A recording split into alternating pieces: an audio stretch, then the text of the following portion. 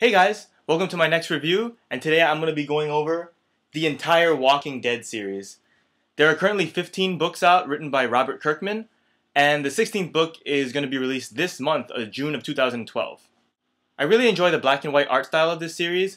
It keeps the mood really somber, and even though there's a lot of action, at the end of all the action in the books, somebody you like is going to die. And so that black and white style really helps to bring it back down to that really mellow, somber, mourning mood.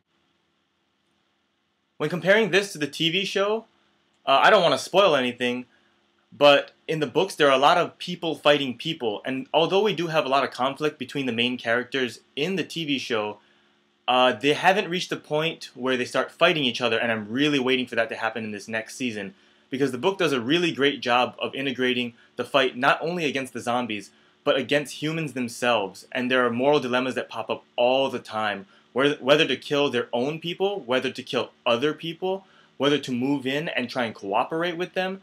And I like the dynamic between the main characters and the characters that they meet along the way throughout the storyline of the book. Also, if you watch the TV show, which I'm sure most of you do, they introduced a mysterious new character. Actually, this character comes along pretty early in the comic series. It's probably just a few books in. What happens is the TV show deviated quite heavily after the first book, which took up about the first 3 or 4 episodes of the first season. They deviated really heavily from the storyline of the book. And where they're at now, they're kind of bringing it back to maybe the 4th or 5th book. So you're going to see all these new characters popping up in the TV show that you probably already have seen in the books if you've only read maybe half of them. And if you watch the TV show as well, you know that they've just stumbled upon a prison.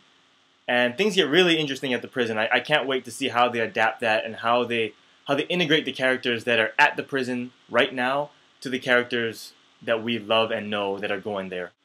Last thing, one of the things that makes this series really great is that you have strong feelings towards every single character. It doesn't matter if it's little Carl or Lori or Rick or Shane, you're connected to them somehow, whether you hate them, whether you love them, whether you're kind of indifferent but you want them to do something, you feel a connection to every single character in some way.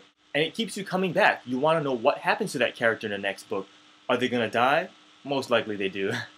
Are they going to get injured? Are they going to be permanently scarred for the rest of the series? What's going to happen to them?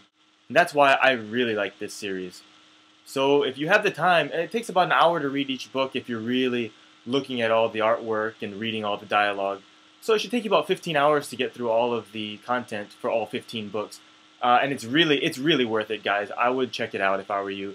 They're about $15 a piece, which can add up really quickly, but if you just read them slowly, kind of get your feet wet, and then slowly buy more and more, maybe get them as a gift, you won't be disappointed.